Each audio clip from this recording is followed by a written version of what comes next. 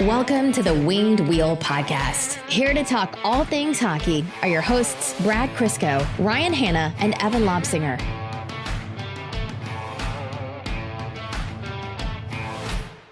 So much for that break. Yeah, honestly. We knew it would happen. And to be fair, this is our doing. Like, we probably could have left this till Sunday and it would have been fine, but we're a little bit, I don't know, is disordered the right word? Impulsive?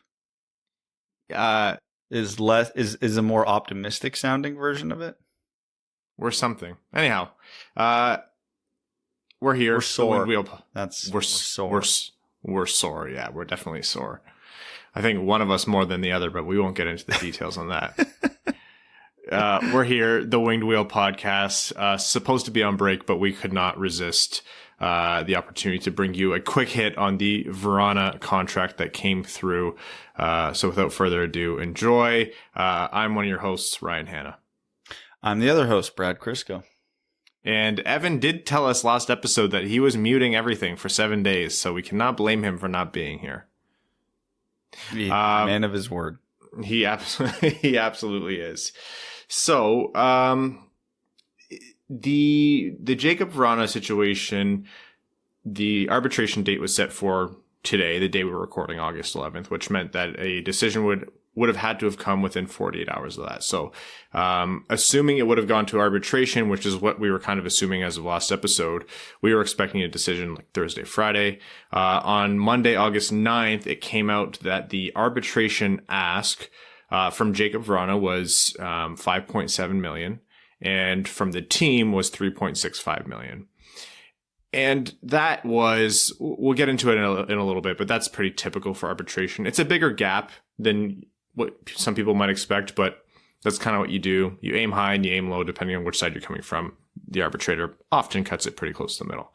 However, the next day, the Red Wings and Jakub Vrana settled for a 3-year, $5.25 million per year contract. So initial thoughts, Brad.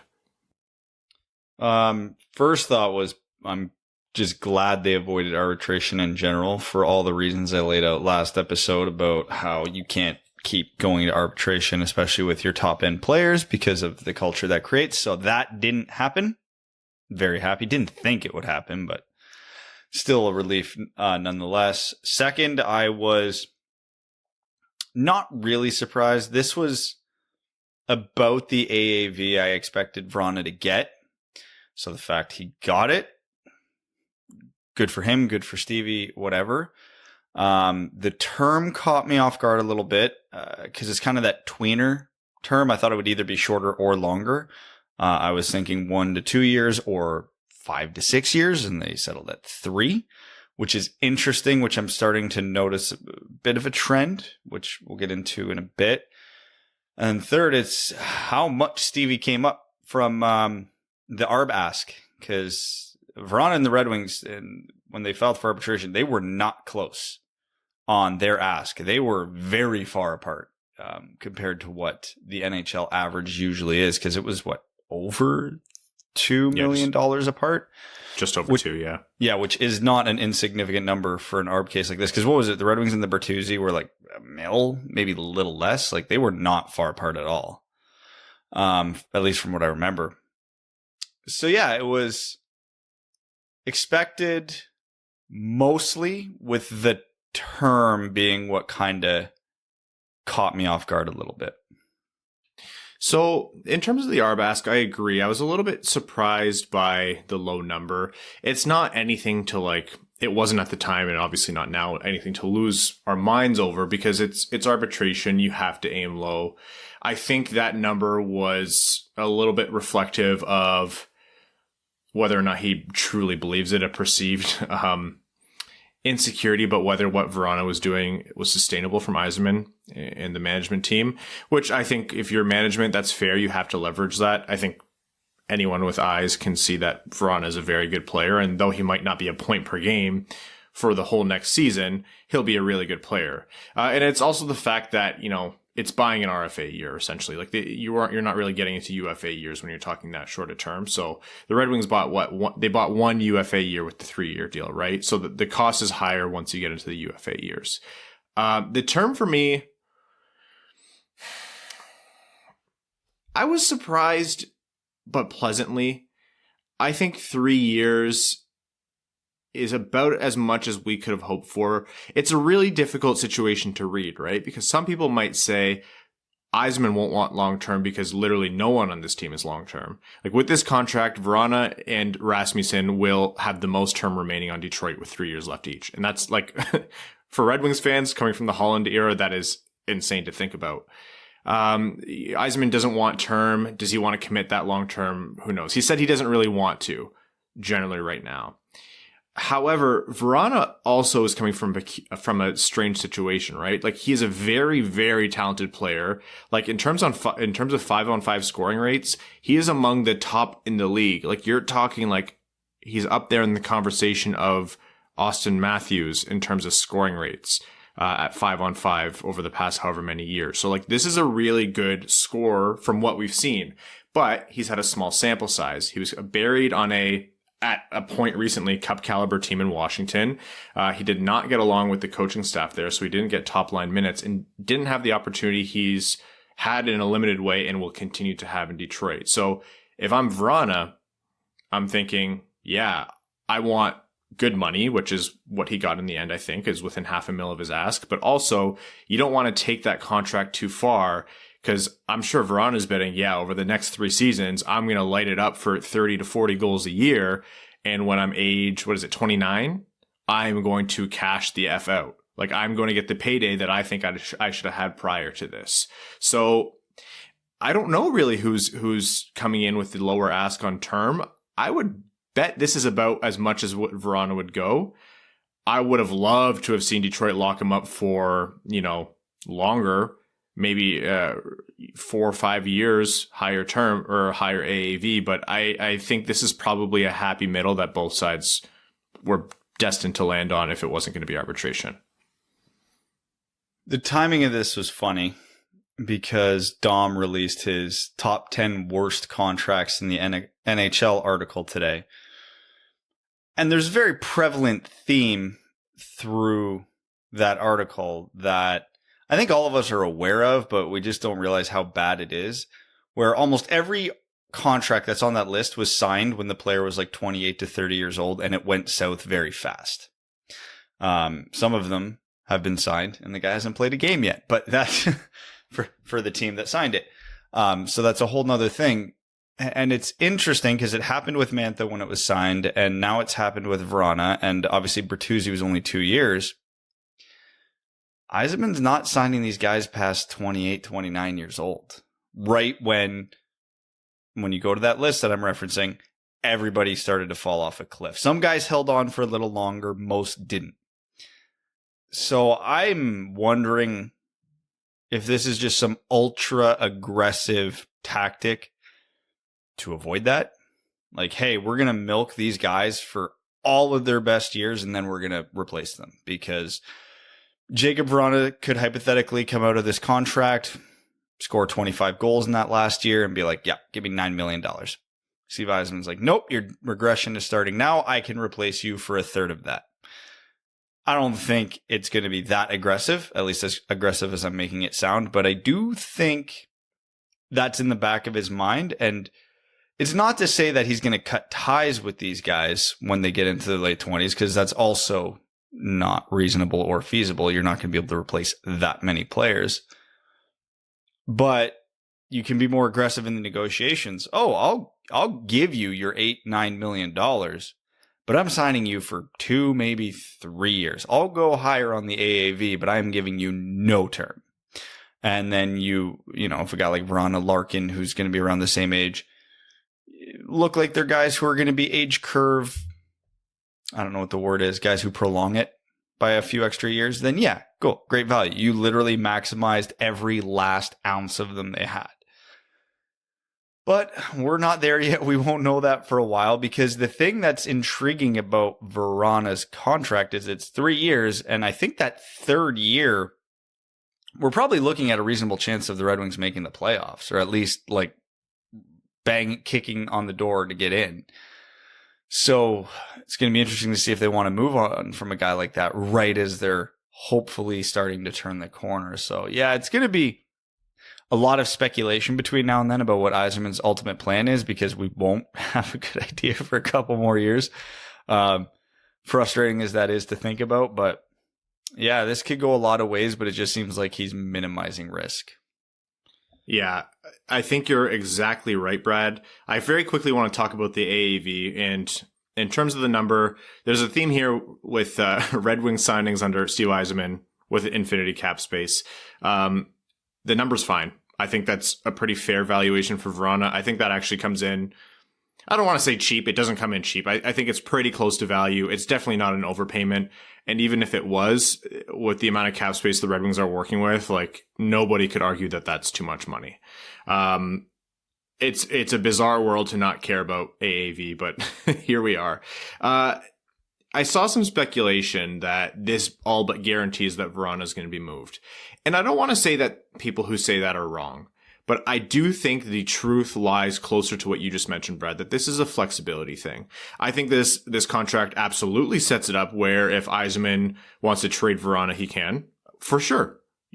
Like, why not? If he goes off this year or next year, you know, you're trading a guy who can net an insane amount of goals, be insanely productive, and be really good on the top six of a competitive team, who has now proven himself, hypothetically in the future. That'll fetch you a pretty big return. It could also mean Yzerman's mitigating risk, exactly like you said, Brad. You don't know how Vrana is going to pan out. You don't know if his scoring rate is sustainable. You don't know if you can have him cheaper later on. As a general rule, Yzerman doesn't want to be signing long-term contracts. As a general rule, Yzerman's really having a really hard time predicting when they'll be able to come out of this rebuild, because there's so many factors that are out of their hands. Cough, lottery balls, cough, right? So this is just the ultimate flexibility for Steve Yzerman and the Detroit Red Wings to do whatever they want with Vrana's contract. Is there risk with that? Yeah, absolutely. If you're dead set on the guy being part of your core and he goes off for 40 to 50 goals, you're going to legitimately, quite literally, pay the price. But with the way Yzerman works with the cap and squeezes at every given opportunity, you are then able to do so. He's also a pretty hard negotiator. Like, we saw what he did with Steven Stamkos. We saw what he did with a lot of people in Tampa Bay. We've seen what he's been doing in Detroit.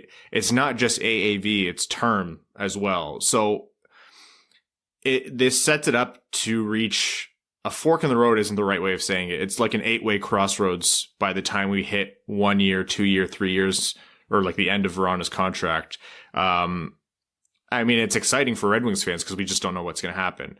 But Steve Yzerman has kept the ball in his court, has kept Vrana happy with a decent payday, with, I think, a good amount of job security, but also not stealing his best years from him, or, you know, stealing the opportunity to get another big contract. This is as much of a win-win as I could have seen, in my mind. Yeah, when the risks are positives, that's probably a good sign. Oh, he might walk because another team will pay him too much money. Well, that means he performed well. Oh, he might stay in Detroit for way too much money because he performed well. Oh, they might have to trade him for a king's ransom because he doesn't match the timeline. Like, obviously the obvious worst case scenario is he's just bad and he's not who we thought he was, but he's 25. I don't think I'm going to put much credence into that argument. Is he going to be 8 goals in 11 games pace? Good? No, obviously not. But is he 20 to 30 goals a year? Good. Yeah, I think we can comfortably say that. And, you know, 5 million and change is perfectly reasonable for that type of production. And so the worst case scenario I was mentioning from a positive standpoint is the Red Wings are still really bad. We expect them to turn a corner in 2 to 3 years, and they don't. Okay, so you have to trade Jakub Vrana for a king's ransom. You could get a package in return like they got for Anthony Mantha for Jakub Vrana. And then you do this all over again. Yeah, honestly. So yeah, it's good. The biggest risks come from positive outcomes. So I'm perfectly accepting those risks. And the only real negative risk isn't a substantial one because it's only 3 years. Yeah, it's like we're talking about risks here because you have to, but in all, this is a good situation to be in. Some other offshoot, I kept saying 29, by the way. You're right. It's 28 at expiry of the contract. Some other offshoot benefits. I mean, you have guys like Tyler Bertuzzi, who a year before Vrana is going to be negotiating. Vrana goes off. Bertuzzi wants a big raise. Well, he's only making $500,000 less than Vrana now. So that's going to keep the contracts low. Think back to the, no one makes more than Nick Lidstrom years of the Red Wings. Like that's a very intentional way of doing things. Was that right? You made a face. It was no one makes more than... Nobody on the Red Wings is worth that conversation. No. I'm saying as a general rule of thumb. So, like, I would not be surprised to say, like, yeah, hey, Tyler, you're playing great in the top 6. You have a good role there and you've recovered well from back surgery. But we're not giving you this insane X amount of dollars raised because look at Vrana, who just netted 33 goals last year. You're going to be making probably closer to what he's making. Anyhow, yeah, it's the perfect flexibility. If you're a Jakub Vrana fan and you think he's part of the long-term core, great. This is a good first step into that, and you should enjoy the next up to 3 years of Jakub Vrana lighting it up in Detroit. If you are someone who likes what Jakub Vrana's done but thinks that it would be better to move him for sustainable success in the Red Wings' true competitive window, great. Enjoy the next up to 3 years of Jakub Vrana as he's a human highlight reel, and then be happy whenever that King's ransom comes in. Like that's the gist of it, right? Like there's no bad option here. And also, I just want to say, this has been a fun little moment in time to go back into all of Jakub Vrana's highlights. That is an insane amount of highlights for 11 games in the winged wheel. Like a full season of this guy in the top 6. I think people are going to be, it's not exactly a hot take, but I think people are going to be really surprised by how much of that they see, even after like what we've seen. I'm not saying he's going to be an 82-point game player, 82 points per game, 82 points in a season player, but I think he's going to be electric. I think it's going to be really fun. He's got to be the odds-on favorite to lead this team in scoring right now, right? Has to be. Yeah. Okay. I mean, probably the team's best chance. Him and Larkin, depending on how Larkin returns from injury, best chance at the All-Star game, probably as well. Like, it's good for Zadina too. Like it's probably good for Zadina and Hronek, like the Czech connection there. And he mentioned that in his press availability that was huge for him. Really, like, I get that the lines are going to be shuffled, not just because it's Blashill, but that's because it's what every NHL coach is going to do. But man, anytime he's able to play with Zadina on the opposite wing, I think that's just going to be huge for Zadina's development. I think a lot of what Vrana does, Zadina has the capacity to do or pick up. Vrana is excellent at angling himself and positioning his body to make bad passes go in the net. And Zadina has those tools. He just hasn't quite put it together consistently yet. Learning from Vrana, who's still in a prime, that's exactly what you want. You have Dylan Larkin dishing the puck in either direction to people who can just fire it in at will. This is 20 minutes of us saying, Red Wings fans, no matter which way you fall in this argument, you're going to be happy. Minimizing risk. That's all Yzerman's doing. Which circles back to, did they sign this contract to keep him or did they sign this contract to trade him? I don't think it matters because it works either way. So that's it. Man, Evan missed the easiest episode. This is the easiest episode ever to fence sit, which is what Evan loves doing. And this is the first time I think fence sitting is the right answer. I cast no strong opinion one way or the other. I genuinely think if you had a machine that could read minds and you uncovered the answer to this in Steve Yzerman's mind of what is the plan with Vrana, keep or trade him, I think you might have I think it might happen this way. Like, I think we might end up trading him. I think this is one of the questions that truly has no definite answer in his head. And he's like, yeah, well, we'll see. It's just so Flexibility is king, especially in the flat cap world. If the Red Wings unexpectedly turn it around quicker than we thought, Nick Leddy pops off, Mo Sider's a Rookie of the Year candidate, Lucas Raymond contributes early. You know, we keep seeing the progression from Zadina, Hronek, whoever that we want. Cool. Vrana's going to provide a lot of value for that turnaround. And like I said earlier, if it's not and it goes off the rails, which is the more likely outcome, huge value. Have people seen what Stan Bowman and Mark Bergevin are doing right now and Jim Benning to save their jobs? You could get Shane Wright for this guy pretty soon. Oh man. And you know what? I mentioned before, and I still stand by this. I think a long-term deal at a low AAV would have been great. I just don't think it was going to happen with Vrana. Like, I don't think he would have wanted that. And with that, you lose the flexibility. So again, easiest 20 minutes we'll probably record in our lives on this podcast. Well, I did think it was a mistake on Vrana's part. I would have thought, I should say, it was a mistake on Vrana's part to take to be signing his next contract at 28 because, NHL GMs are starting to smarten up and don't sign guys to massive deals close to 30. And this offseason just proved the exact opposite of that. So Vrana's happy. You know what? He's got a lot in the tank too. I think if Vrana does end up doing well, he'll do well in his last season and he'll get his payday from one person or another. Yeah, he did just as well as the Red Wings here in my mind. In terms of options. Maybe the mountain of awful contracts that were signed to 28 and 29-year-olds this offseason, well, likely they'll all be going horribly by then. So that'll drive the market down on those guys, and Yzerman can keep Vrana cheap. Well, I'm glad we get to watch him play in Hockeytown in the meantime. This has been a very quick hit on the Jakub Vrana re-signing. Thank you all for tuning in. We will be back, the full gamut of hosts, on Sunday morning. We think Sunday morning. We'll see how it goes. We'll talk more about Vrana, Ernie, Hronek, the rest of the Red Wings, the usual bit. But we just want to make sure we had something out here for you all because you were asking us, and we are broken and beholden to this podcast at a cellular level. So thank you all so much for tuning in, and we'll talk to you Sunday. Thanks for tuning in to the Winged Wheel Podcast. Be sure to check out wingedwheelpodcast.com, where you can subscribe to the show on iTunes, Spotify, or wherever you get your podcasts. You'll also find links to other ways to support the show, such as Patreon, official podcast apparel, and more. And don't forget to follow the show on Twitter at Winged Wheel Pod. And of course, the hosts at Brad Crisco, at Ryan Hanna WWP, and at Hockeytown Evan.